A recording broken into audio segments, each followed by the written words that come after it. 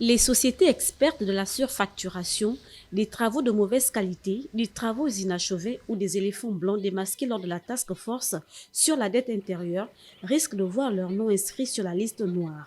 Elles ne pourront plus répondre aux appels d'offres publics lancés au Gabon. Le porte-parole de la présidence de la République gabonaise l'a annoncé lors du déjeuner de presse organisé le 17 novembre dernier.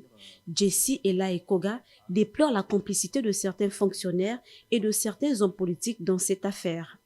Cela ne fait aucun doute. Certains dossiers laissent clairement de manière flagrante apparaître une complicité entre les opérateurs indélicats et de hauts cadres de l'administration. Je vous donne un exemple.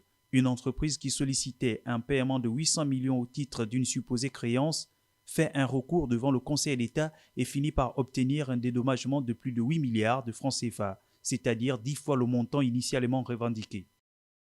Lors de la Journée internationale de la lutte contre la corruption en décembre 2019, Nestor Mbou, le président de la Commission nationale de lutte contre l'enrichissement illicite, lançait déjà un signal d'alerte sur des pratiques occultes qui entourent la passation, l'exécution et le contrôle de certains marchés publics au Gabon, phénomène qui gangrène l'économie de ce pays d'Afrique centrale. Pour s'assurer du respect des cahiers de charges dont l'attribution et l'exécution de ces marchés publics au Gabon et lutter contre la fraude, le système d'évaluation déjà en place va être renforcé.